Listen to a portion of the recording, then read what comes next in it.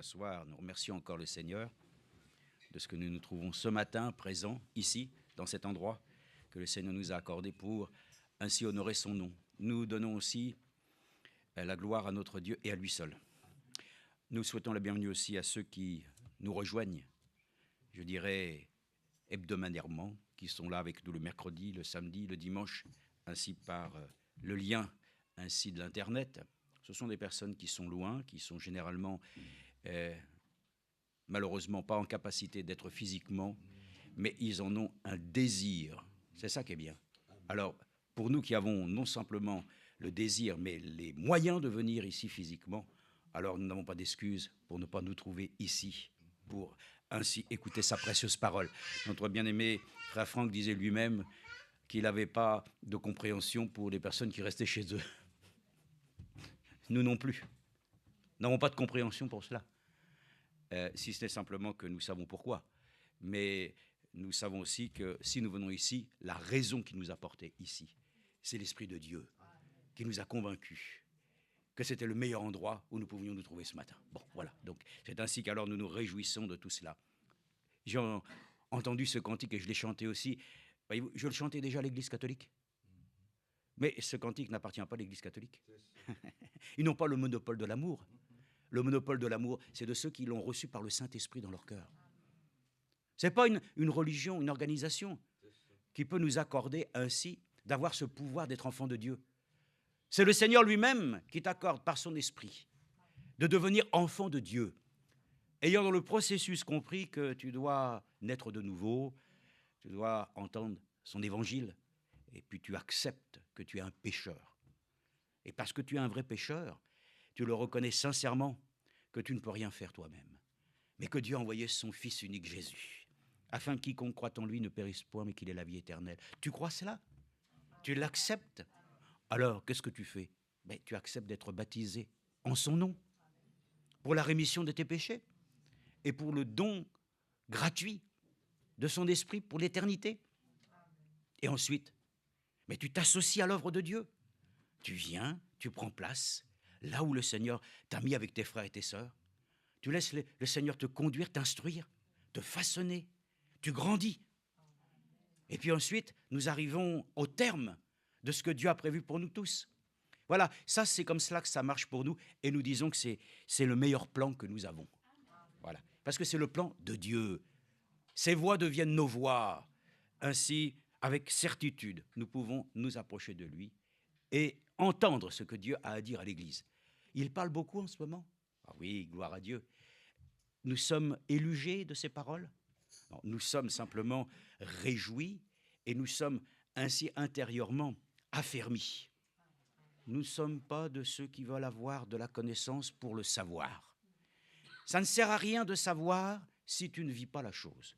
Ça, on l'a dit depuis des années, mais c'est une réalité. Ça ne sert à rien de parler de l'enlèvement si nous-mêmes, nous n'y avons pas ainsi un jour l'occasion d'y être présents. Alors nous voulons parler des choses qui concernent le royaume des cieux et nous dire que déjà présentement, nous avons part à ces choses. Alors le Seigneur est vraiment reconnaissant. Nous avons eu aussi hier les salutations du frère Nicolas Gabor, qui est notre bien-aimé frère, ainsi de l'Assemblée de Paris. Il avait salué, donc je l'avais appelé, m'a rappelé. Donc il nous salue cordialement. Que Dieu le bénisse, il était avec sa femme. Prions encore pour Marie, afin qu'elle puisse aussi dans ses traitements, être fortifiée, que Dieu puisse ainsi pleinement aussi la bénir et que le Seigneur aussi accorde sa bénédiction à tous les frères et sœurs aussi de l'Assemblée ainsi de Paris. Voilà, que notre Dieu puisse mettre toujours dans notre cœur le désir, de rechercher la communion fraternelle sincère sur lequel ainsi nous croyons réellement que c'est là que Dieu envoie sa bénédiction. Amen. Amen. Donc aujourd'hui, nous sommes là aussi pour entendre le conseil de Dieu. Et tout le conseil de Dieu nous a déjà été donné. Parce que Paul l'a déjà lui-même exprimé. Moi, je vous ai prêché tout le conseil de Dieu.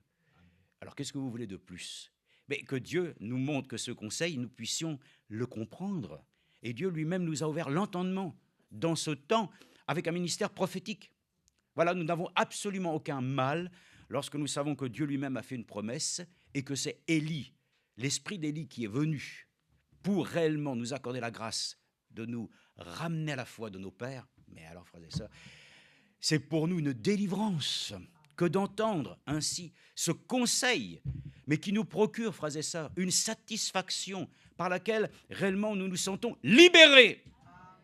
Libérés d'un poids sur lequel ainsi chacun d'entre nous doit pouvoir dire à son Dieu « Merci de ne m'avoir introduit dans une dénomination, d'être ainsi prisonnier de ce que les hommes veulent faire de moi. » Mais de dire simplement, je suis heureux de faire partie de ceux qui, dans la famille de Dieu, se laissent conduire par celui qui a prévu pour chacun d'entre nous une issue glorieuse.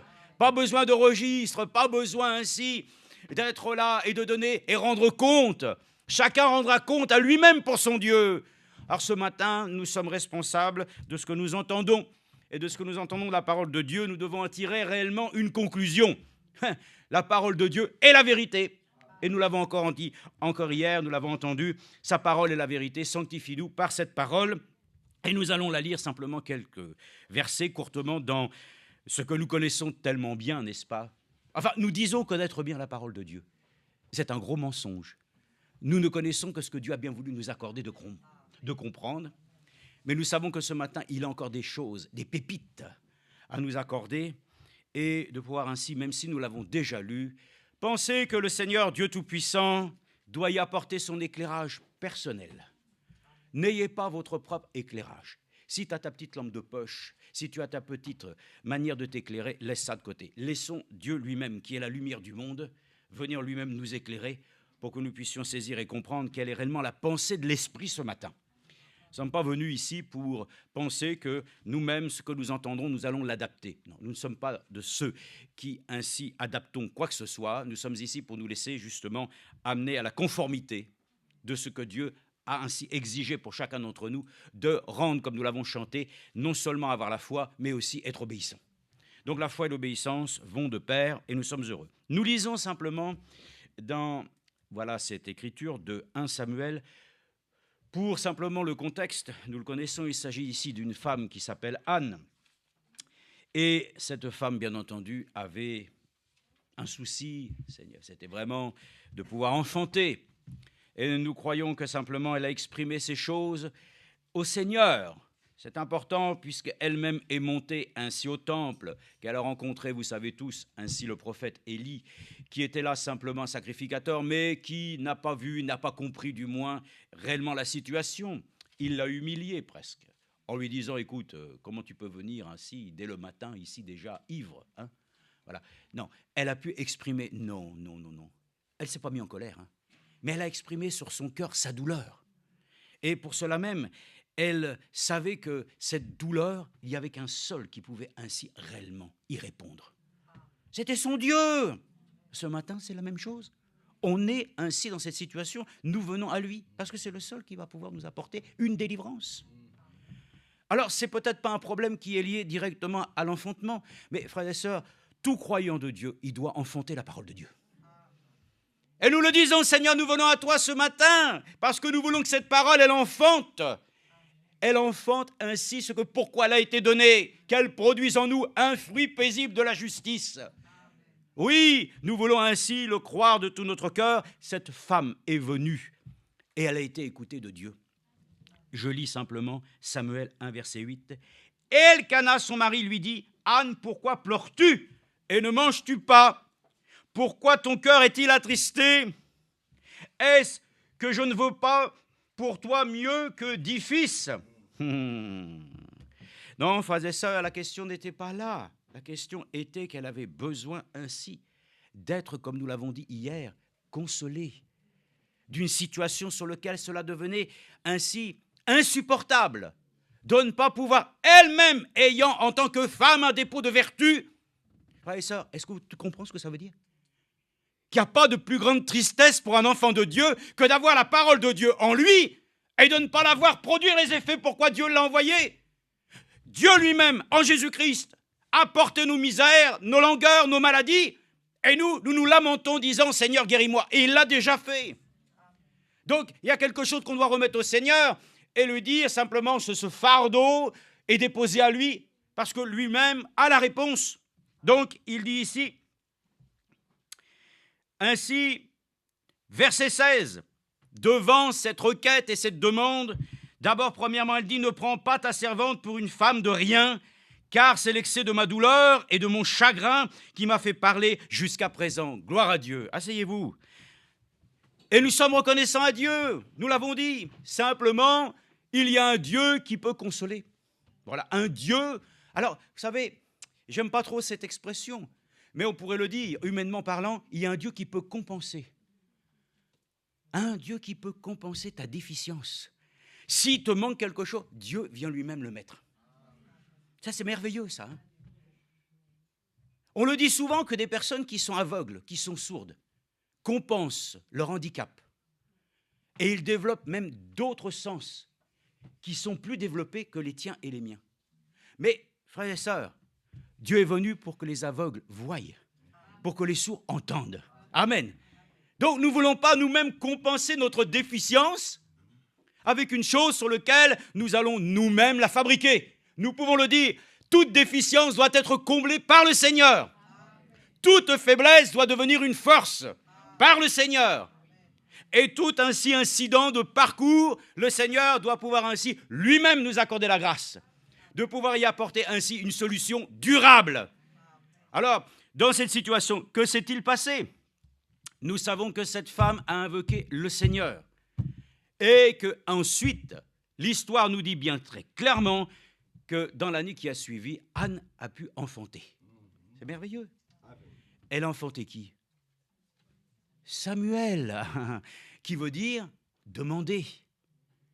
C'est ainsi qu'alors, nous le croyons, le frère l'a dit hier aussi, notre amour pour la prière est de demander avec foi. Si nous prions, nous devons prier avec foi. Nous devons prier ainsi le Seigneur qui lui-même nous accorde la grâce de pouvoir alors nous attendre à ce qu'il intervienne dans notre existence. Dieu console. Cette femme a été consolée par le simple fait que Dieu lui-même a répondu à son attente. Vous avez compris? Ce matin, je veux être consolé. Pas simplement avec des choses sur lesquelles ce serait pour moi secondaire. Je veux être consolé dans mon besoin spirituel. Le Seigneur doit te consoler, il doit te consolider. Il doit pouvoir ainsi intervenir là où il y a le problème. Là où il y a maladie, il faut qu'il y ait délivrance. Là où il y a oppression, doit donner la délivrance. Là, il doit être ce matin pour nous le sujet ainsi essentiel par laquelle il apporte réellement une réponse à une question. Écoutez, le Seigneur l'a dit, si vos enfants vous demandent du pain, tu ne donnes pas des serpents. Ah, et ça, c'est important. Si ce matin, on pose une question, le Seigneur a la réponse à ce sujet-là. Mais il y a des gens, vous savez, comme les politiques, ils sont très malins. Ils posent une question, le journaliste, et l'homme politique la détourne. Et il commence à apprendre une autre chose. En fin de compte, comme il dit, mais vous n'avez pas répondu à la question. Mais non, frères et sœurs, ce matin, le Seigneur donne les réponses. Claires, nettes et précises. Alors, celui qui est contenté de Dieu ne peut faire qu'une chose. C'est le chapitre 2. Anne prie et dit, « Mon cœur exulte en l'Éternel. Ma force est élevée par l'Éternel. Ma bouche s'est ouverte contre mes ennemis. » Amen. Oh, la délivrance, frères et sœurs. La délivrance qui vient d'en haut. Et ça, les cœurs opprimés qui ne peuvent plus ouvrir leur bouche pour louer Dieu. Les prières sont... Ah, ça a du mal. C'est coincé. Dieu lui-même doit décoincer nos voix. L'église du Dieu vivant n'est pas une église de morts. Mais les vivants, ils louent le Seigneur. Ils l'adorent. Pourquoi ainsi soyons-nous si souvent réticents pour pouvoir ainsi nous accorder la grâce de pouvoir le remercier? Parce que tu n'as pas de réponse alors. Nous n'avons pas de réponse alors, nous n'avons pas à apporter notre reconnaissance. Je le dis, merci Seigneur pour tant de réponses que tu as apportées dans notre vie. Ce n'est pas ainsi tant d'années, 40 années que l'on peut, ou 30, ou 60, ou je ne sais combien, ou même ne serait-ce qu'une semaine. D'ailleurs, le nouveau-né qui vient dans l'église, il a quelque chose à dire, lui. J'étais perdu, maintenant je suis sauvé, amen. À lui, il l'exprime. Hein. Mais nous, les croyants des années, nous n'avons plus rien à dire. Alors je suis heureux parce qu'au moins notre sœur Patience, la semaine prochaine, nous donnera un témoignage. Je lui dis, non, tu m'as raconté, tu m'as dit ça, oui, mais non, ça, c'est à toi aussi de le dire. Oui, mais je... Ah, commence pas à me dire que ta peur... Non, la peur elle doit être bannie. pour le Seigneur. Si le Seigneur t'a donné la force pour avoir une expérience qui a élevé son nom, il te donnera aussi la force pour le témoigner. Amen. Donc le Seigneur lui-même est notre source de bonheur, de joie. Alors, ainsi, il est exprimé ainsi que Anne elle-même a été consolée et que dans ces éléments-là, il y a quelque chose on peut dire. Il y a matière à pouvoir le dire ce matin. Loué soit le Seigneur. Ainsi, elle dit, car je me réjouis de ton salut. Amen. Écoute, ce matin, tu ne sais pas de te réjouir de quoi? Ben, réjouis-toi de ton salut. Non, tu ne peux pas te réjouir de ton salut. Mais tu te réjouis de quoi alors? Parce que tu penses trop aux choses qui sont pour toi dans ce monde pesantes. Parce que nous n'avons plus un regard qui est porté d'abord sur le royaume des cieux, mais nous regardons d'abord ainsi à tous nos soucis premiers. Comment nous allons nous en tirer pour ça, ça, ça et ça et ça et ça. Mes frères et sœurs, ainsi celui qui est consolé de Dieu. Nous l'avons dit, la consolation, c'est le consolateur. Et l'Esprit de Dieu te porte. Tu méprises rien, mais tu sais reconnaître les choses de ce monde viles, inutiles. Et les choses de Dieu sont supérieures. Le témoignage des hommes, s'il est bon, tant mieux, mais celui de Dieu est supérieur. Ayons ce matin l'assurance qu'après l'écoute de sa parole, nous ayons cette assurance que nous lui sommes agréables. Ah oui, et alors, nous ne manquerons pas de le louer, n'est-ce pas? Et ça, ce n'est pas pour juger, ce n'est pas non plus pour abaisser, c'est pour nous dire, nous sommes appelés à être des adorateurs. Le Seigneur l'a dit, je recherche des adorateurs en esprit et en vérité. Si nous ne sommes pas des adorateurs, c'est que nous ne sommes pas consolés de Dieu.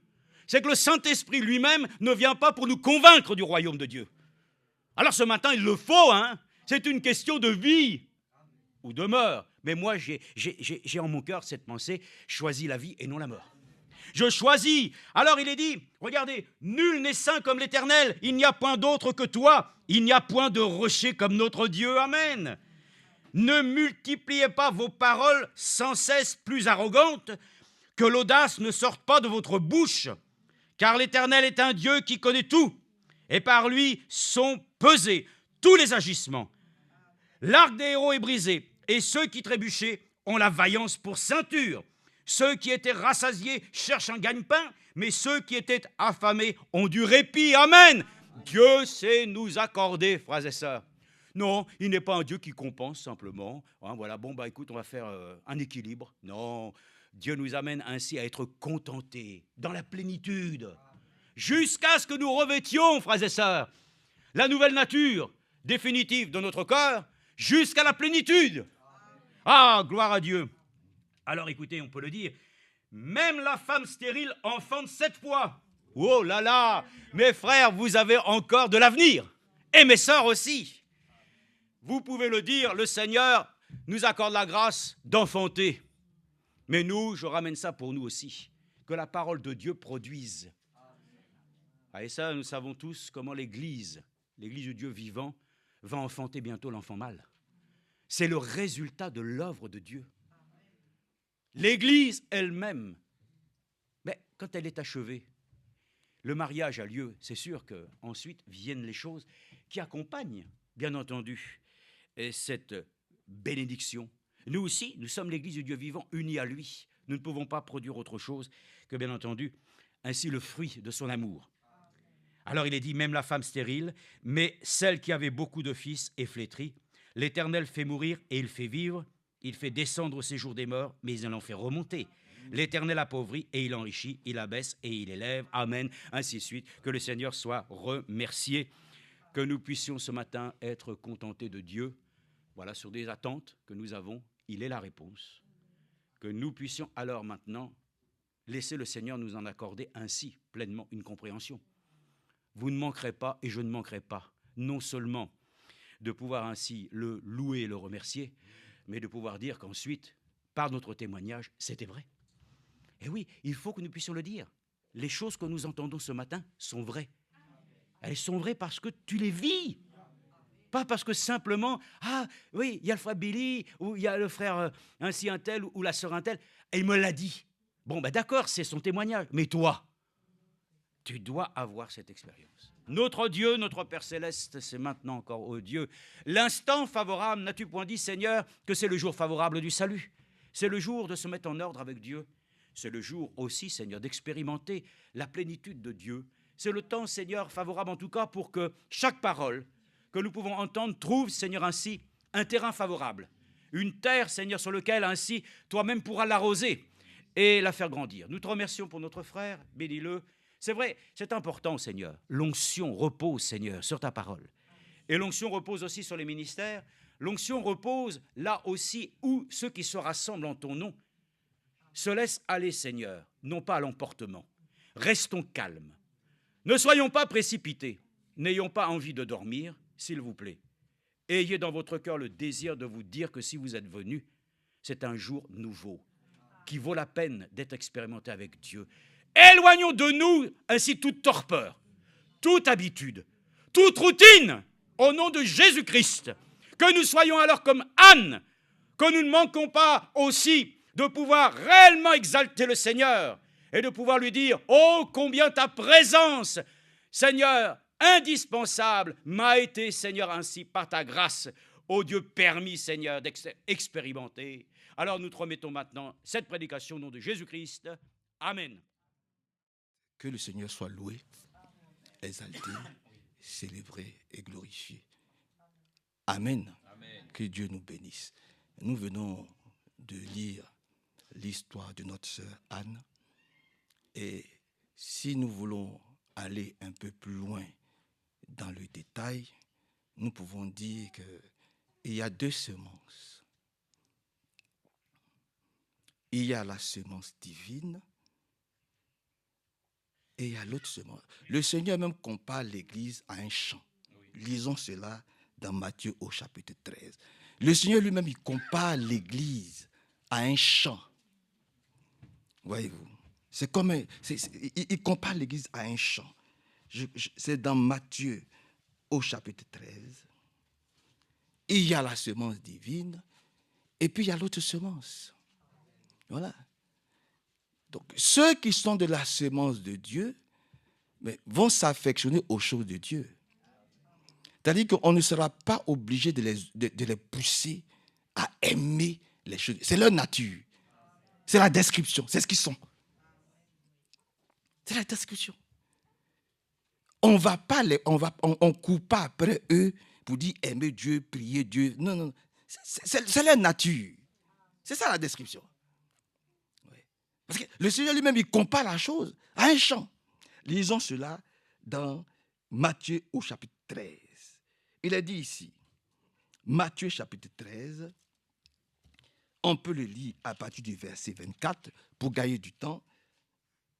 Matthieu 13, 24, il est dit, Jésus leur raconta une autre parabole. Voici à quoi ressemble le royaume des cieux. Un homme avait semé de la bonne semence dans son champ. Ouais, il a parlé des champs. Il avait semé de la bonne semence, donc du blé, dans son champ. Une nuit, pendant que tout le monde dormait, son ennemi, cet homme-là vint s'aimer de la mauvaise herbe parmi le blé et s'en alla. Lorsque les plantes poussèrent et que les épis se formèrent, la mauvaise herbe apparut aussi. Les serviteurs du propriétaire vinrent lui dire, « Maître, tu avais semé de la bonne semence dans ton champ. D'où vient donc cette mauvaise herbe ?» Il leur répondit, « C'est un ennemi qui a fait cela. » Les serviteurs lui demandèrent alors, « Veux-tu que nous allions enlever la mauvaise herbe ?» « Non, répondit-il, car en l'enlevant, vous risqueriez d'arracher aussi le blé. Laissez-les pousser ensemble. » Ailleurs, il dit, « Laissez-les croître ensemble jusqu'à la moisson. Et à ce moment-là, je dirai au moissonneur, enlevez d'abord la mauvaise herbe et liez-la en botte et brûlez-la. Puis, vous rentrerez le blé dans mon grenier. » Amen. Donc, l'assemblée est comparée à un champ. Dans ce champ-là, le propriétaire du champ a planté de la bonne herbe. C'est-à-dire, il a planté du blé. Quelque chose qu'on peut manger. Quelque chose qui est agréable. Qui n'aime pas le blé? Sous toutes ses formes. Et puis, dans la nuit, son ennemi est venu planter une mauvaise herbe. Dans le même champ. Dans le même champ. Et les deux ont poussé. Et puis quand les deux ont poussé, on voit qu'il y a une différence entre le blé et puis la mauvaise herbe. Est-ce que nous devons aller arracher la mauvaise herbe? Il a dit non, laissez. Parce que la bonne herbe, elle a sa destinée. C'est-à-dire le blé, là, il va être récolté et emmagasiné dans le grenier. Mais la mauvaise herbe, elle va être coupée, brûlée et jetée. Donc, chaque sémence, alléluia, a sa destination. Les prédestinés, ils ont leur destination, c'est dans le grenier. Et puis, ceux qui sont destinés, ils ont aussi leur lieu, c'est d'être liés et brûlés au feu. Vous comprenez, frère? C'est ça qu'il s'agit, hein? Voilà. Parce que quand un enfant de Dieu, quand Anne s'est présentée devant le Seigneur, elle savait ce qu'elle voulait. Et elle savait déjà que Dieu répondrait. Voilà. Elle savait qui elle est. Parce qu'elle savait ce qui était en elle là. Elle savait. Que Dieu soit loué. Que Dieu soit exalté. Et que Dieu soit glorifié. Donc, la mauvaise herbe là, elle est destinée à être liée et brûlée. La bonne herbe, le blé, il est destiné, alléluia, à l'enlèvement. Mais les deux sont ensemble. Et les deux grandissent ensemble. Les deux marchent ensemble. Les deux vivent ensemble. Retournons un peu en arrière. Allons au commencement. Pour bien comprendre l'histoire de Adam, allons au commencement. Dans le jardin d'Éden. Suivez. Suivons. Soyons attentifs. Allons dans le jardin d'Éden. Dans le jardin d'Éden, Dieu créa d'abord Adam. Il fit dormir Adam. Et d'une côte d'Adam, il a fait sortir Ève. Il a dit, vous pouvez manger de tous les fruits du jardin. Mais il y a un arbre là que vous ne devez pas toucher. Celui de la connaissance du bien et du mal. Il y avait l'arbre de vie. Et puis il y avait l'arbre de la connaissance du bien et du mal. Les deux étaient côte à côte. Mais celui de la connaissance du bien et du mal, vous ne devez pas le toucher. Parce que le jour où vous allez en manger, là, vous allez mourir. Donc il les a prévenus. Et puis un jour, après avoir entendu cette puissante prédication, il y a un autre prédicateur qui est venu. Il s'appelle le serpent. Il n'y a pas plus grand rusé, plus grand séducteur que lui. Très pieux, très doux, très gentil, très calme. Il est venu. Il a dit, mais voilà, on vient. Et puis il commençait à parler. Dans l'église, il vient, il parle dans l'église, il parle. Et puis, il dit à Ève, Dieu vous a-t-il... Je suis dans Genèse chapitre 3 et Genèse chapitre 4. Dieu vous a-t-il réellement dit que ce table-là, si vous le mangez, vous ne mourrez point. C'est-à-dire, il a renversé ce qui a été dit. C'est ça. Il a renversé. Et puis comme les gens aiment s'affilier aux hommes, ils aiment dépendre des hommes. Ah, tel frère a dit, oh, je ne veux pas frustrer tel frère. Parce qu'il a dit, si je parle, si je fais ceci, non, donc aveuglement on suit. Et Ève l'a suivi aveuglement. Et elle a consommé, justement, le fruit défendu. Ce que Dieu lui a dit, tu ne devais pas manger. Elle a consommé. Il était là, planté là. Vous ne devez pas le toucher. Et puis, elle a consommé. Après, comme elle a vu que c'était bon, elle allait donner à son mari. Donc, quand elle a donné à son mari, que son mari aussi a consommé le fruit, la Bible dit, leurs yeux s'ouvrirent. Leurs yeux ne sont pas seulement ouverts. Il y avait une sémence qui était rentrée en elle.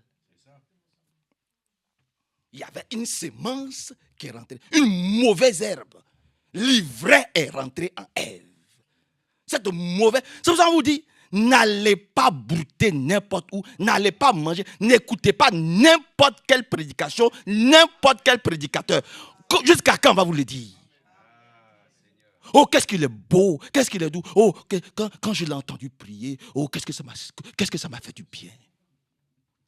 J'ai aimé, oh, qu'est-ce que j'ai aimé cette prédication. Et on commence à le suivre sur Internet. Et on se bourre de lui. Voyez-vous, il est tellement pieux et on est là, on se remplit de mauvaises herbes. Dieu vous a-t-il réellement dit, suivez. Dieu vous a-t-il réellement dit que si vous mangez de cette herbe-là, vous n'allez pas mourir? Elle aurait dit, oui, Dieu nous l'a dit. Et nous ne mangerons pas. Mais comme on est tellement avide à écouter beaucoup de choses, oh, il faut écouter les autres. Il faut entendre ce qui est fait ailleurs. Il faut porter l'oreille à ce qui vient de là, à ce qui vient de là, oh, etc., etc. On écoute. Et puis, voilà. Elle a écouté. Elle a avalé. Et puis, cette sémence-là est descendue en elle. Et comme elle ne voulait pas être seule, elle allait partager cette sémence-là avec son mari. Lui aussi, il a déployé sa sémence. Donc, dans la même matrice, ou, pour dire simplement, dans le même ventre, il y avait des sémences. La sémence du serpent et la sémence de Dieu, ou de la descendance de Dieu, ou de la descendance d'Adam. Et puis les deux ont grandi. Les deux sont nés. Elle pouvait dire, Adam là, Dieu me l'a donné. Alléluia. Élisée. C'est Dieu qui a permis à Adam de naître. Mais quant à Abel, Dieu, c'est pas Adam que j'ai eu un fils. Elle a bien fait la différence entre Caïn et Abel. Pour bien faire voir que c'est Dieu qui a donné Caïn à cause de son péché, mais ce n'est pas Adam qu'elle a eu Abel. Maintenant, les deux vont faire leur adoration dans l'église. Les deux vont adorer Dieu dans l'église. Il y a un, comme il n'est pas de la sémence d'Adam, alléluia, il va faire son adoration comme il sait le faire, dans le luxe, dans tout ce que vous pouvez imaginer. Il va amener tous les beaux fruits, tout ce que vous pouvez imaginer, et voilà, il va sortir ça. Et puis l'autre, il sait que c'est par le sacrifice. Il faut que le sang puisse couler. Alléluia. Alléluia. Il sait que le salaire du péché, c'est la mort. Donc il faut qu'il y ait du sang qui coule pour expier, pour laver, pour purifier ses péchés. Alors il prend un agneau et il l'offre au Seigneur. Et Dieu agrée son sacrifice. Et Dieu n'agrée pas le sacrifice de l'autre, de Caïn. Parce que Caïn n'est pas de lui. Donc, comme Caïn n'est pas de lui, même s'il est dans l'église, l'adoration de Caïn ne peut pas être aussi performante, ne peut pas être aussi, je vais dire, elle ne peut pas être, voilà. C'est-à-dire que son adoration est fausse.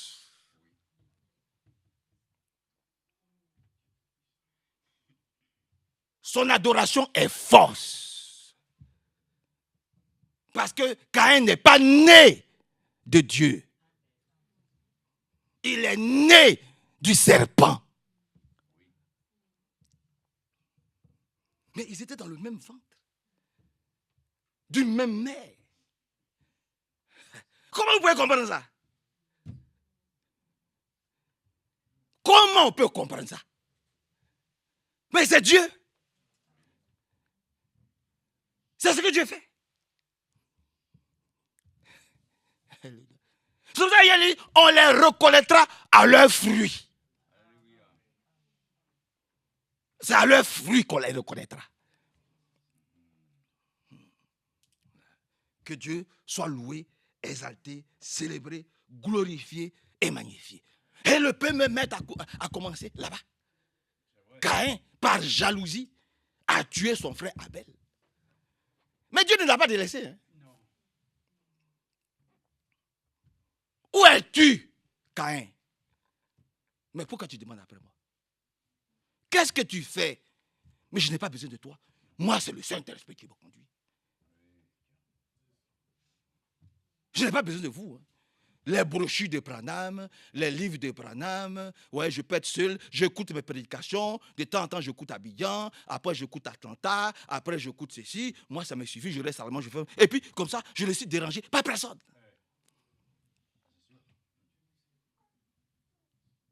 Je ne suis dérangé par personne. Je suis tranquillement dans mon coin, j'ai vu ma petite vie, je vais aller au ciel. Tu n'iras nulle part, frère. Une vie sans combat, c'est pas une vie. Où es-tu? Où est ton frère? Mais est-ce que je suis le gardien de mon frère? Est-ce que je suis le gardien de mon frère? Qu'est-ce que vous voulez que je fasse de mon frère? Quand il dit, Adam, Ève, où êtes-vous? Oh, nous avons entendu ta voix et nous nous sommes cachés. Mais pourquoi vous vous cachez devant le Seigneur? Mais nous avons vu que nous sommes nus. Mais est-ce que vous avez mangé l'arbre que je vous ai dit de ne pas manger?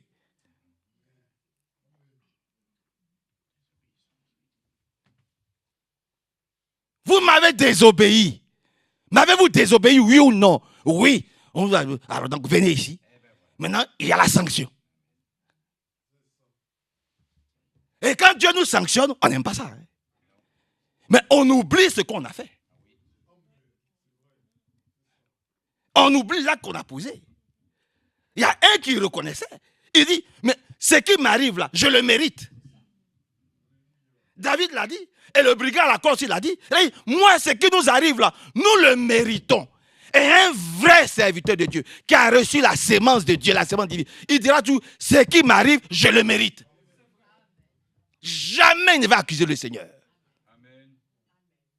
Ce qui m'arrive, je le mérite. Et il ira toujours de l'avant. Où êtes-vous? Nous nous sommes cachés. Quand nous avons... Pourquoi vous cachez-vous? Parce que nous avons vu que nous sommes nus. Comment savez-vous que vous êtes nus? Ah, maintenant, les accusations entre eux. Et ceci est en train d'arriver aujourd'hui encore, dans le message, après le départ de Frère Franck. C'est ce qui est en train d'arriver.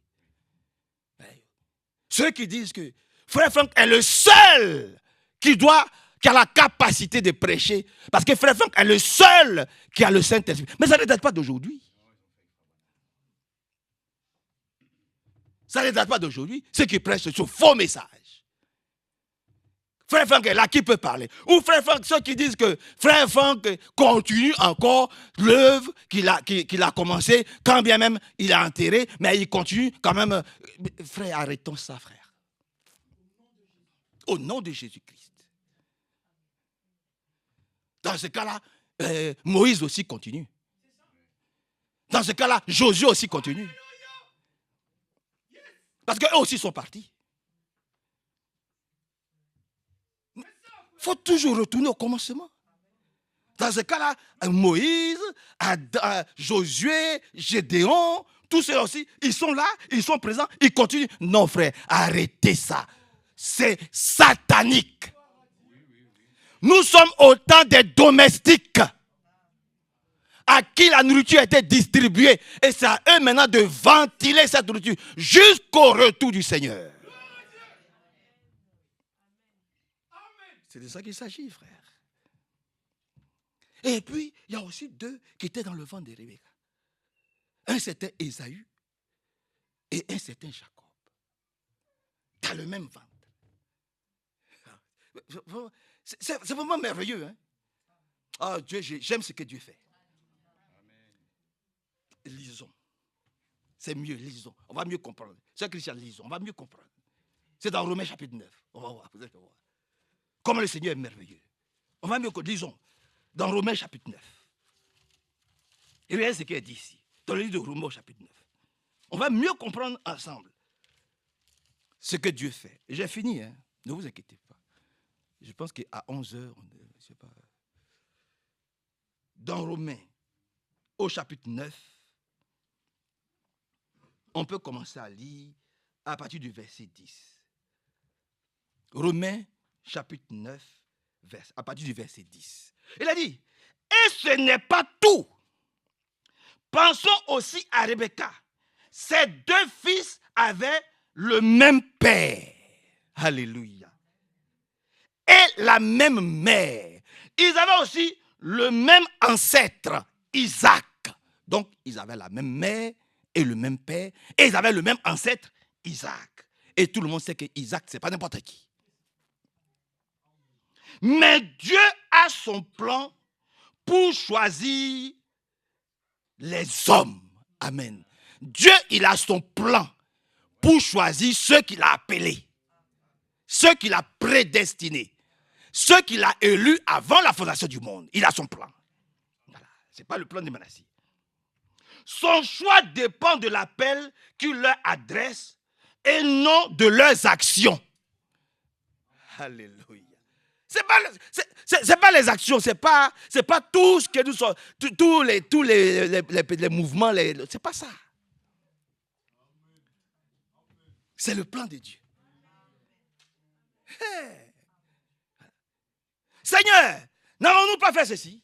Seigneur, n'avons-nous pas fait ceci? Seigneur, n'avons pas nous ouvert le ciel? Seigneur, n'avons pas... Il dit, arrière de moi, je ne vous connais pas, vous qui commettez l'iniquité.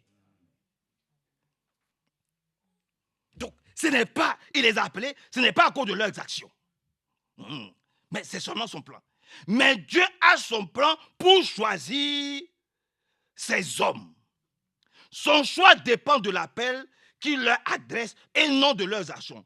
Pour montrer qu'il demeure fidèle à son plan, Dieu a dit à Rebecca alors que ses fils n'étaient pas encore nés. Dieu a dit à Rebecca alors que ses fils n'étaient pas encore nés. Et n'avait donc fait ni bien ni mal. Alléluia. Il n'avait fait ni bien ni mal. Il n'était pas encore né. Donc, elle n'était pas encore enceinte. Et puis Dieu lui parle. L'aîné servira le plus jeune, comme le déclarent les Écritures. Voyez-vous, c'est l'Écriture. Dieu parle à Rebecca et dit, quand tu vas tomber enceinte, là, tu vas faire des jumeaux. Mais le premier, là, voilà, c'est pas lui. C'est le second, là, qui va dominer sur le premier. Donc déjà, Dieu a prévenu. Alléluia. Maintenant, il a dit, comme le déclare l'Écriture, j'ai aimé Jacob, mais j'ai haï Ésaü. Mais pourquoi? Ésaü n'était pas encore né. Mais ils étaient tous deux dans le même, donc dans le même champ. Donc dans la même église.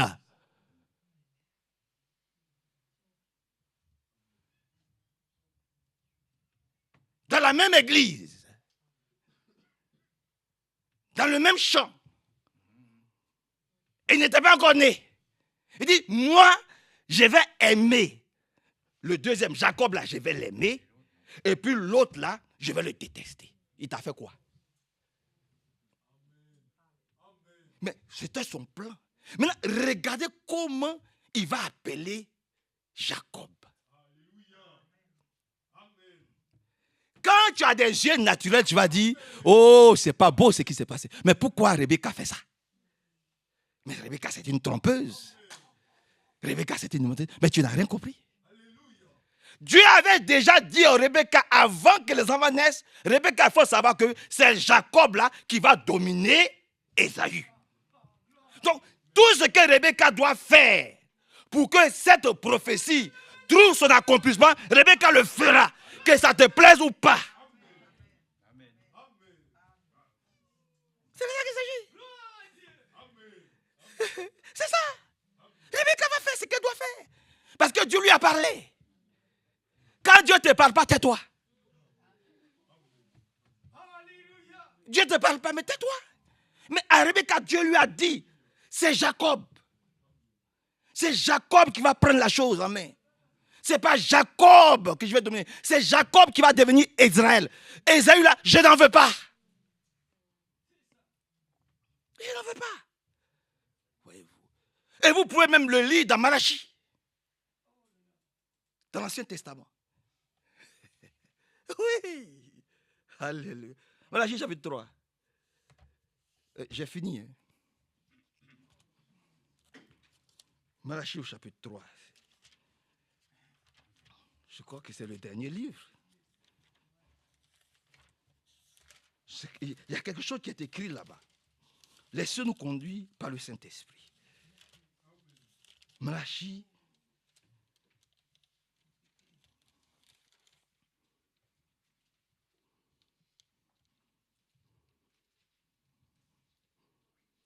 Je crois que c'est écrit quelque chose quelque part là.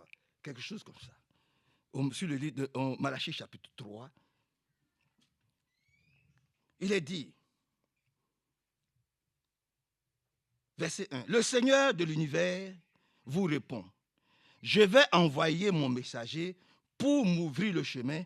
Le Seigneur que vous désirez arrivera soudain dans l'église, dans son temple. Le messager que vous attendez proclamera son alliance avec vous. Voici, il est en train de venir. Quelqu'un pourra-t-il survivre lorsqu'il arrivera? Quelqu'un restera-t-il debout lorsqu'il apparaîtra? Il sera comme le feu qui affine le métal, comme le savon du blanchisseur. Il s'installera pour éliminer les déchets et enlever les impuretés de l'Église. Comme on raffine de l'or et de l'argent, il purifiera totalement les descendants de Lévi. Ceux-ci présenteront alors leurs offrandes au Seigneur conformément à ses commandements. Le Seigneur accueillera favorablement les offrandes des gens de Juda et de Jérusalem comme auparavant, dans les années passées. Que Dieu soit loué, exalté, célébré, glorifié. Et on peut aussi le voir dans Genèse chapitre 25 à partir du verset 5. Donc, il y avait deux alliances, deux sémences dans le sein de Rebecca, dans le sein de Ève, comme dans l'église. Il y a des vierges sages et il y a des vierges folles. Matthieu chapitre 25. Matthieu chapitre 25. Que nous connaissons tous. Matthieu chapitre 25. Matthieu chapitre 25, à partir du verset 1. Il a dit, alors le royaume des cieux ressemblera à l'histoire de 10 vierges qui prirent leur lampe et sortirent pour aller à la rencontre du marié. Nous aussi, nous avons pris nos lampes. Ah oui.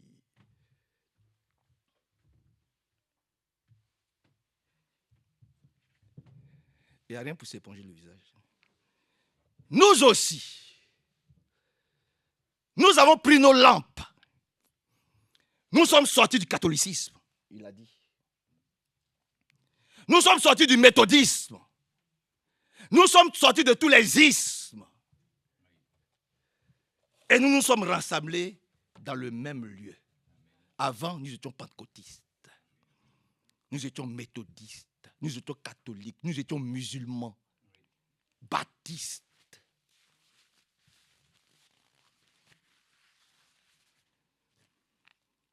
Et puis nous sommes sortis. Nous nous sommes mis dans une même salle, dans un même lieu. Et puis nous attendons son retour. Amen. Mais la Bible dit, parmi les 10 qui étaient rassemblés, il y avait 5 qui étaient très intelligentes.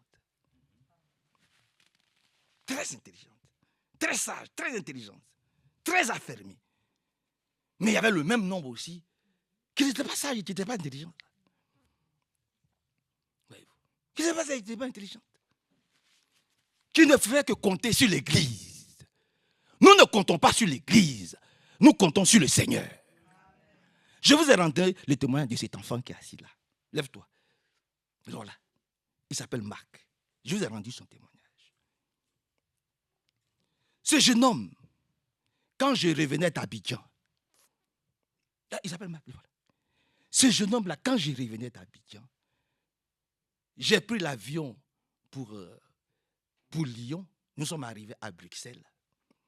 Et dans l'avion, Sarah, elle aime bien s'asseoir du côté de l'hublot. Moi, je préfère ne pas regarder dehors. Donc, je me suis mis à côté d'elle. Et il y avait une place à côté de moi. Je le voyais, il était perdu. Et puis, j'ai fait un signe avec ma main comme ça, pour qu'il vienne s'asseoir. Et il est venu, il s'est assis tout tremblant. Je lui ai dit, ça va? Il me dit, ça va. Je lui ai dit, c'est la première fois que tu prends. Il m'a dit, oui, c'est la toute première fois qu'il prend l'avion. J'ai dit, ah, bon, tu vas où? Il me dit, il va à Valence. J'ai dit, mais Valence, c'est un peu loin de Lyon. Tu connais Valence? Il me dit, il ne connaît pas Valence. Tu as déjà pris l'avion? Il dit, c'est la toute première fois qu'il prend l'avion. C'est pour ça qu'il est un peu stressé. Je dis, ah, bon, d'accord. Allons. Et puis, en parlant, on a commencé à parler un peu et tout ça. Il m'a posé une question. Il m'a dit, vous êtes chrétien? J'ai dit, oui, je suis chrétien. Là, je suis chrétien. Notre assemblée se trouve à Vénissieux. Ça s'appelle Assemblée chrétienne Le Rocher. Il m'a dit, ah, d'accord. Moi aussi, je suis chrétien. J'ai dit, ah, mais ça tombe bien. Gloire à Dieu, que Dieu soit lui. Mais il me dit, mais quand je regarde votre femme, elle ressemble aux sœurs de mon assemblée au Togo. Voilà. Il dit, Bilbamé, il est là.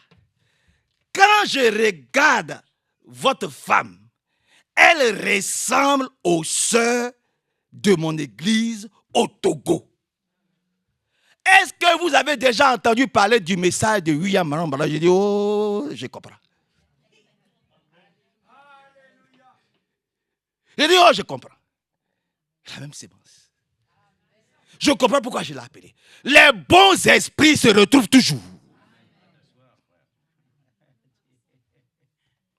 Les bons esprits se retrouvent toujours. Il est venu s'asseoir. Et attention, là où je lui ai dit de s'asseoir, c'était sa place.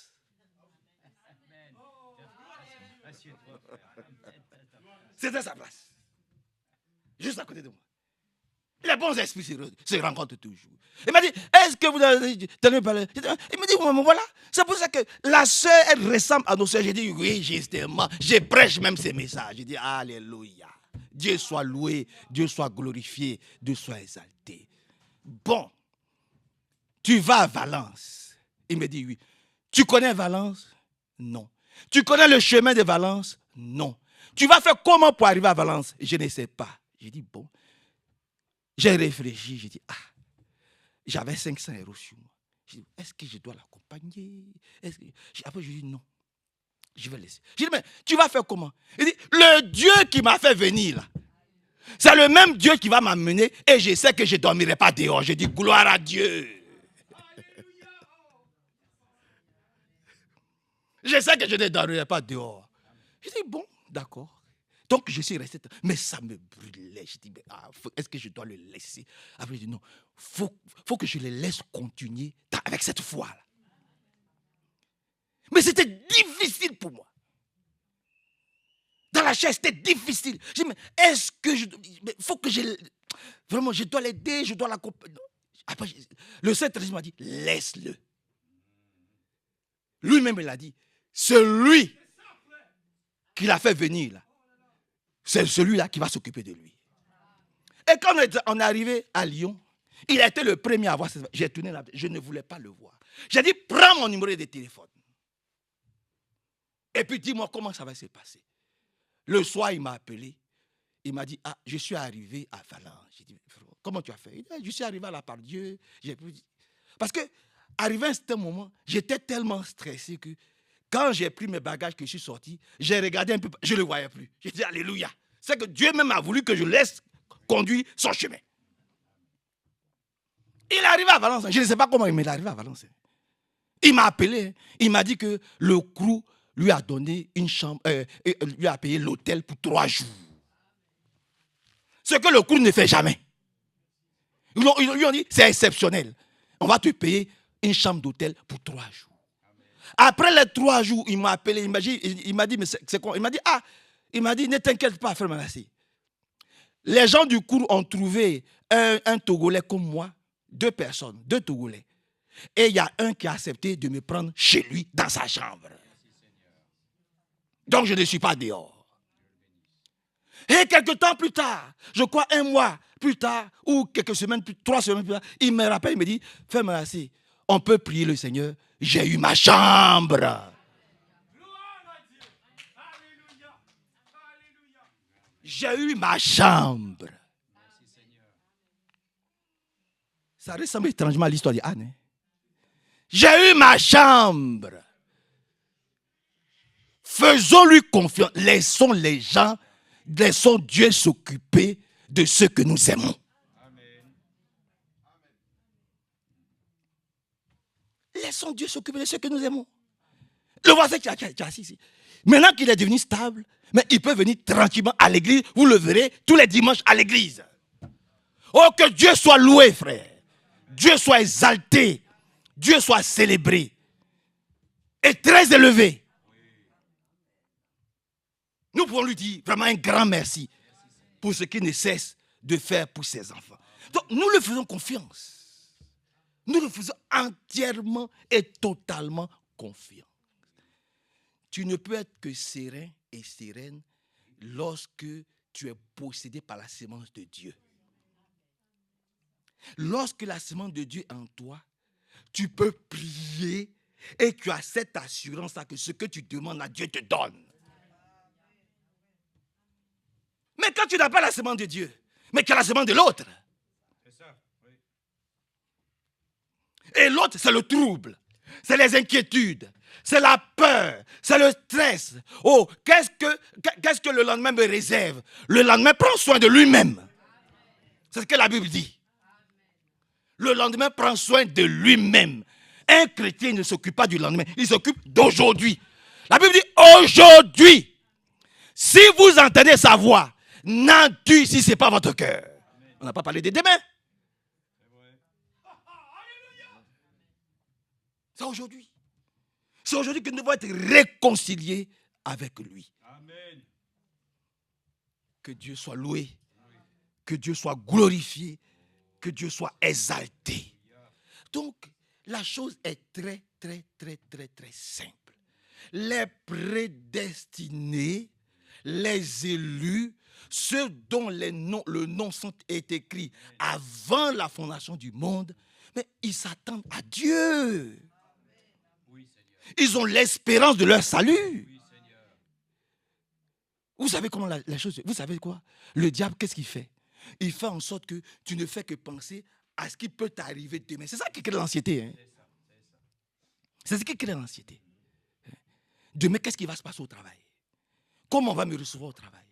Demain, comment je vais faire pour payer mon loyer? Demain, comment je vais faire pour payer mes factures? Demain, aujourd'hui, mon cœur palpite un peu. Qu'est-ce que ça va être dans 10 minutes, dans 5 minutes? Ça, c'est le diable qui fait penser à ça. Un vrai chrétien, dès qu'il voit que et se met à genoux, il dit, Seigneur, apaise mon cœur. Calme-moi. Rassure-moi. Tu as dit à Josué, prends courage. Je suis avec toi. Alléluia. Que Dieu nous aide. Nous tous. Deuxièmement, nous devons marcher dans le même esprit de foi. Parce que ceux qui ont la même sémence, alléluia, marchent ensemble. C'est pour ça que nous sommes ensemble. La Bible dit, ils avaient tout en commun. Personne ne disait que tel jour lui appartenait en propre. Alléluia. Et ils avaient tout en commun. Hein? Et puis, Jésus-Christ même, il a fait la chose telle que, même quand Jésus-Christ était au milieu, on ne savait pas qui était Jésus. La Bible dit, il n'avait rien pour attirer le regard. On voit même ce tournement, on dit, mais peut-être que c'est Pierre. Mais lui-même, il était là tout calme, tout tranquille. Pourtant, c'était le Tout-Puissant. C'était le Tout-Puissant qui était là. Pierre même tremble devant lui. Alléluia. Oui, oui. Il n'avait rien pour attirer le regard. Que Dieu soit loué. Soit exalté. Nous devons marcher dans le même esprit de foi. Nous tous. Allons dans 1 Corinthiens. Lisons 2 ou 3 écritures et nous allons prier. Allons dans 1 Corinthiens au chapitre 12. 1 Corinthiens au chapitre 12. 1 Corinthiens chapitre 12. Je vais le trouver rapidement. 1 Corinthiens chapitre 12. À partir du verset 4, il est dit, il y a diverses sortes de dons spirituels. Vous êtes d'accord avec ça? Il y a diverses sortes de dons spirituels, mais c'est le même esprit qui nous les donne et nous les accorde. Mais dites un grand amen à cela. Il y a diverses façons de servir le Seigneur, mais c'est le même Seigneur que l'on sait. Oui, il y a différentes façons de servir le Seigneur. Celui qui nettoie la salle, il sert le Seigneur. Celui qui arrange les chaises, il sert le Seigneur. Celui qui s'occupe des caméras, il sert le Seigneur. Celui qui joue au piano, il sert le Seigneur. Celui qui prêche, il sert le Seigneur. Celui qui s'assoit et qui écoute la parole de Dieu, il sert le Seigneur. C'est un serviteur de Dieu. C'est un don d'être assis et d'écouter Dieu. Ça, beaucoup ne le savent pas. Ah oui. C'est une grande bénédiction. En t'asseyant et en l'écoutant et en priant, tu le sais. Alléluia. Oh, que Dieu soit loué, frère. Donc, il n'y a pas de place pour la jalousie ou pour l'envie. Voyez-vous. C'est vraiment très, très, très, très, très important. Ouais, il a dit, il y a diverses activités dans l'église, mais c'est le même Dieu qui les produit toutes en tous. En chacun, l'Esprit Saint se manifeste par un don pour le bien de tous. Mais si frère Manassé est debout ici, c'est pour le bien de tous. Si frère Hervé est assis, c'est pour le bien de tous. On ne peut pas être là tous les deux, il parle et puis je parle. Que Dieu nous aide. Ça va être une cacophonie terrible. Il parle de la foi, moi je parle de l'enlèvement. Est-ce que vous allez pouvoir comprendre quelque chose? Oui. Donc il est aussi bon qu'un s'asseye et qu'un parle, après l'autre parle et l'autre s'assoit. Parce que la façon dont Dieu l'utilise, ce n'est pas comme ça que Dieu m'utilise. C'est pour ça que je ne le copie pas, il ne me copie pas. Mais nous nous présentons devant le Seigneur. Pour que le don que Dieu m'a donné là, le don là puisse être utile à lui, à moi et à nous tous. Éphésiens chapitre 4. Pour l'édification du corps de Christ. C'est vrai que lorsque Christ n'est pas là, mais nous sommes peinés. Lorsque Evelyne n'est pas là, nous sommes peinés parce que c'est le même corps. Elle est utile à l'église. Sa présence n'est pas égale à son absence. Mais est-ce que quelqu'un comprend? Vous êtes avec moi, vous êtes là, vous comprenez la chose. Quelqu'un comprend? Vous voyez? Donc, il a donné à chacun, il a distribué à chacun quelque chose. Amen. Voyez-vous. Donc, faisons ce qu'il nous demande de faire, faisons-le à cœur joie. Amen. C'est notre talent. Si tu as dit de conduire la chorale bien avec à cœur joie. Si tu as dit de prêcher, prêche bien avec joie. Si tu as dit de gérer les appareils, fais-le. Si tu as dit de conduire les cantiques, fais-le. Si tu as dit de t'asseoir, assois-toi bien et puis écoute. Écoute bien. Gloire et honneur lui soit donné. En chacun, le Saint-Esprit se manifeste par un don pour le bien de tous. L'Esprit donne à l'un de parler selon la sagesse. Et à un autre, le même Esprit donne de parler selon la connaissance. Ce seul et même Esprit donne à l'un une foi exceptionnelle. Amen. Une foi exceptionnelle. Voyez-vous. Et à un autre, de pouvoir guérir les malades. L'Esprit accorde à l'un de pouvoir accomplir des miracles. À un autre, le don de transmettre des messages reçus de Dieu. Donc de prêcher l'évangile qui vient du trône de la grâce céleste. Amen. Voyez-vous. Et à un autre encore, la capacité de distinguer les faux esprits du véritable esprit. À savoir faire la différence entre le faux esprit et le vrai Saint-Esprit. Il y en a. Et ça a été vraiment merveilleux quand Frère Franck avait discerné cela. Quand quelque chose était faux, il savait dire là, c'était. Même quand c'est bien dit, dans un beau dit, et dans un bien dit, oh, c'est tellement pur, c'est tellement fluide, oh, ça siffle tellement bien à l'oreille. Mais c'est Satan même qui est en train de siffler ces choses. Ce message vient du diable.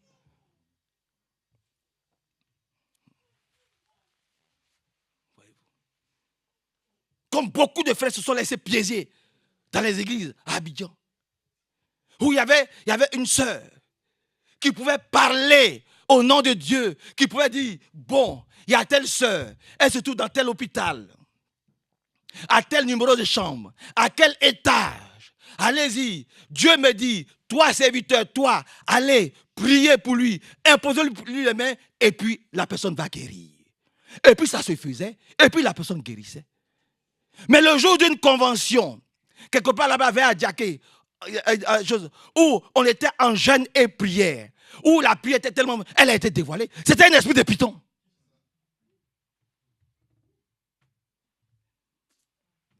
C'était un esprit de python. Bon, depuis Dieu l'a délivré. Depuis cette convention, Dieu l'a délivré. Mais c'était un esprit de python. Vous comprenez? Donc, c'est pour ça que nous ne courons pas après une faute, une guérison. Non, c'est pas ça. Même si la Bible dit, voici les miracles qui accompagneront ceux qui auront cru. Donc, nous, on ne met pas les miracles devant. Les miracles nous accompagnent. Les miracles viennent après que nous ayons cru. Tu crois et les miracles t'accompagnent. Mais on ne met pas les miracles devant. Pour dire, s'il n'y a pas de miracle, si je ne suis pas guéri, c'est que Dieu n'est pas avec moi. Ce n'est pas vrai. Ce n'est pas parce que tu n'es pas guéri que Dieu n'est pas avec toi. Comprenez, frère? Que Dieu soit loué, il soit glorifié et exalté. La chose la plus terrible qui puisse arriver à un homme, c'est de mourir sans avoir fait la paix avec lui. Si tu n'étais pas réconcilié avec lui et que la maladie t'apporte, là, il y a un problème. Mais si tu restes et tu demeures chrétien, si la maladie t'emporte, sache que tu rentres à la maison. Tu rentres à la maison. Au dernier jour, tu ressusciteras des morts. Que Dieu soit loué, glorifié et exalté. L'Esprit donne à l'un, verset 8, de parler selon la sagesse. À un autre, le même Esprit donne de parler selon la connaissance. Ce seul et même Saint-Esprit donne à l'un une foi exceptionnelle, à un autre de pouvoir guérir les malades. L'Esprit accorde à l'un de pouvoir accomplir des miracles, à un autre le don de transmettre des messages puissants reçus de Dieu, et à un autre encore la capacité de distinguer les faux esprits du véritable Saint-Esprit. À l'un, il donne la possibilité de parler en des langues inconnues, et à un autre, la possibilité d'interpréter ces langues. C'est le seul et même esprit qui produit tout cela. Il accorde à chacun un don comme il veut. Comme il veut. Ne me demandez pas d'aller voir les appareils. Je ne sais pas comment ça fonctionne. Ne me demandez pas d'aller gérer l'argent de l'église. Je ne sais pas comment ça se passe. Jamais je ne prends la carte pour aller voir combien il y a dans le coffre. Jamais, je le dis ici, jamais. Ça ne m'intéresse pas. Ça ne m'intéresse pas. Combien on a dépensé, il y a combien dans le compte, ce n'est pas mon problème. Il y a quelqu'un qui a été choisi, il gère ça avec Dieu. Je m'occupe aussi de ce pourquoi Dieu m'a appelé. Alléluia. Oh, si on ne peut pas faire confiance, c'est dangereux. La Bible dit, l'amour là, ne soupçonne. L'amour ne soupçonne point. Il n'y a pas de suspicion dans l'amour. Amen. Donc nous restons sereins et sereines dans la maison de Dieu et que Dieu nous aide beaucoup. Dans le livre d'Éphésiens au chapitre 2, dans le livre d'Éphésiens, Éphésiens chapitre 2, Éphésiens au chapitre 2, Éphésiens 2. Regardez ce qui est dit ici. Éphésiens 2, 17. Éphésiens chapitre 2, verset 17. Le Christ est donc venu annoncer la bonne nouvelle de la paix. À vous, les plus lointains, comme aux plus proches. C'est en effet par le Christ que nous tous, juifs et non-juifs, nous pouvons nous présenter devant Dieu, le Père, grâce au même Saint-Esprit. Le même Saint-Esprit, que tu sois juif, que tu sois noir, que tu sois blanc, que tu sois européen, que tu sois africain, que tu sois je ne sais quoi. Le même Saint-Esprit de Dieu nous permet de nous présenter devant Dieu, notre Père, tel que nous sommes. Pourquoi? Parce que ce n'est pas par nos œuvres. Aïe, a dit, montre-moi tes œuvres et je te montrerai ta foi. La foi sans les œuvres, elles sont vaines. Laissez cette prédication dans son contexte. Alléluia. Que Dieu nous aide, frère. Montre-moi tes œuvres et je montrerai ta foi. La foi sans les œuvres, elle est vaine. Elle est vaine.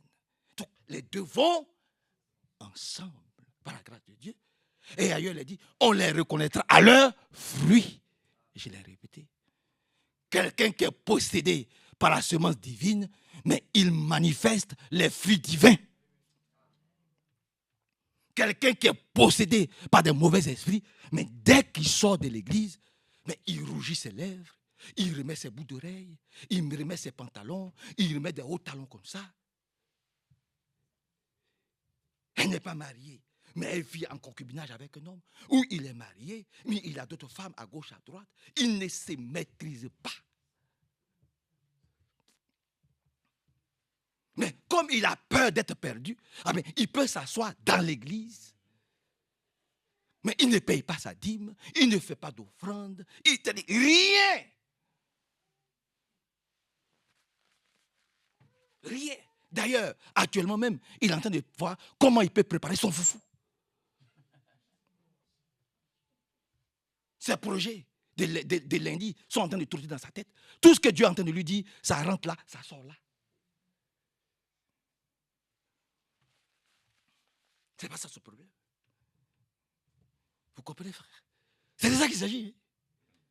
Il ne se sent pas concerné par ce que Dieu est en train de faire ici.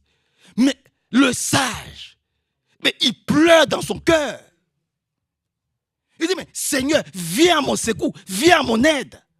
Délivre-moi. Je ne sais pas quand est-ce que tu reviens. Donc, permets que je sois prêtre, permets que je sois prêt. Parce que ma destinée, c'est là-bas. Je hais ce monde. Vous comprenez? Que Dieu soit loué, soit glorifié, soit exalté, soit célébré et soit très élevé. Au nom de Jésus-Christ.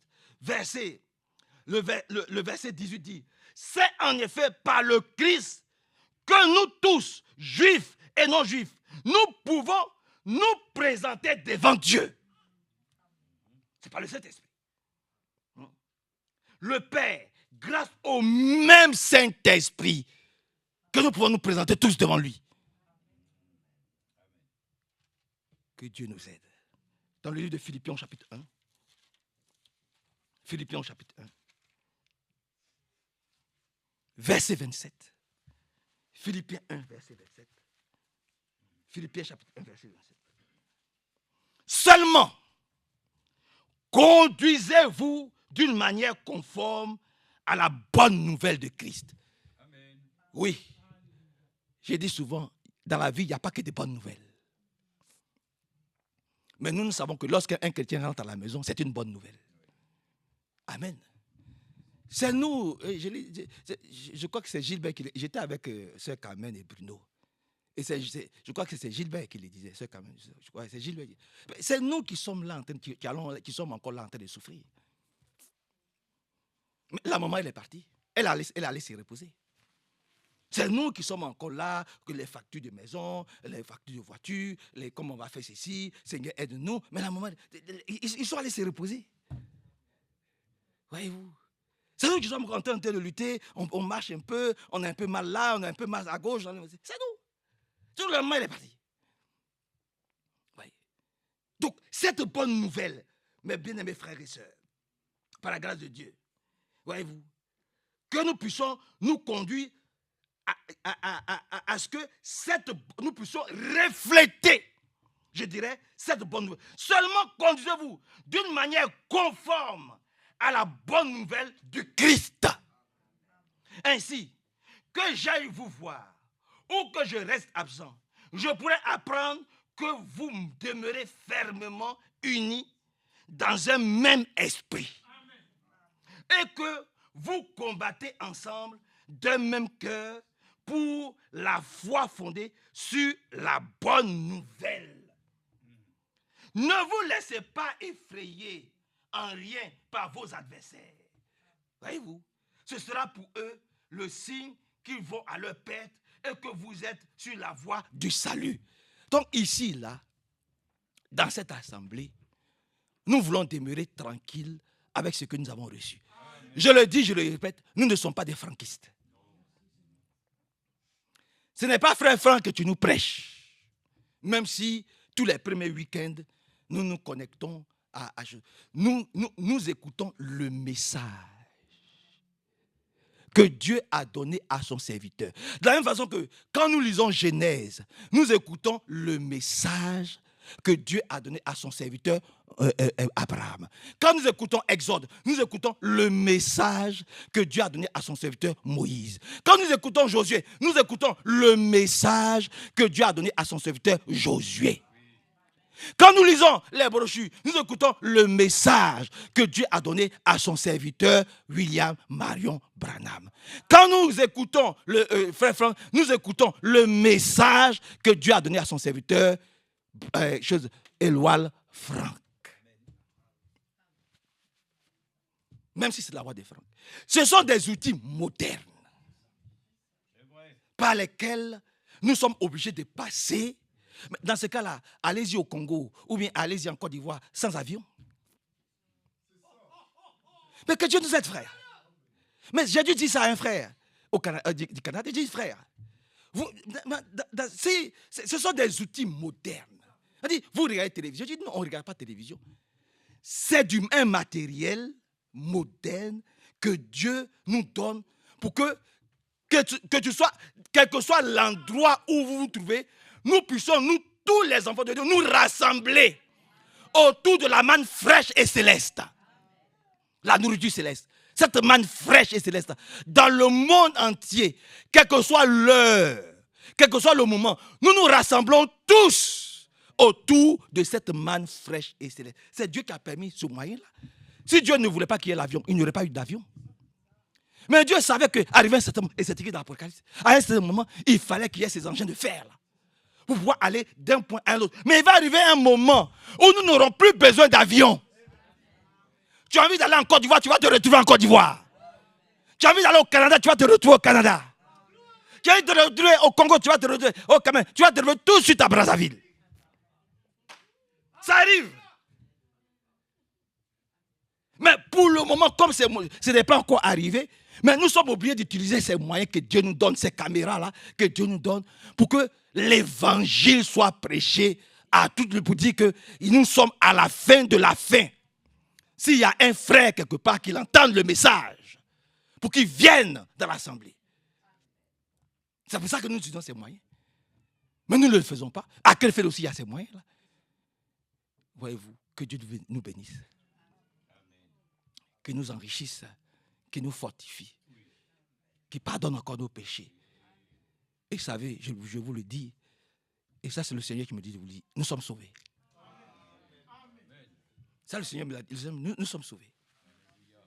Nous sommes sauvés. Un jour, j'avais dit à Sœur Christiane, un jour, quand nous étions chez le frère Ondrachek, Yanko, le Seigneur m'a fait voir un songe. Et puis, dans le songe, j'ai vu que Sœur Christiane, nous étions enlevés. On était enlevés. On était dans l'enlèvement. Ouais. Bon, maintenant, c'est un rêve. Ouais. Mais nous pensons que Dieu, il sait ce qu'il fait. Donc, nous avons cette certitude-là que nous serons enlevés. Nous avons cette certitude que nous serons enlevés. Amen. Quelle que soit la situation, nous serons enlevés. Donc, nous n'allons pas faire, il n'y aura pas de querelle, il n'y aura pas de division, il n'y aura pas d'envie, on dit oui, l'avant frère Franck, l'après frère Franck. Ça, nous ne le connaîtrons pas. Par la grâce de Dieu. Nous allons rester équilibrés. Parce que lui-même nous a toujours dit, restez équilibrés. Celui qui veut se marier, qui se marie. Celui qui veut acheter une maison, qu'il achète sa maison. Frère Kofi est en train de déménager. Alléluia. Alléluia. Amen. Mais je suis content. Vous n'êtes pas content? Celui qui veut se marier, qui se marie. Celui qui veut déménager, qui déménage. Amen. Vivons notre vie. Que Dieu nous bénisse. Frère Touré, ça va? Que Dieu nous bénisse. Amen. Amen. Que Dieu nous bénisse.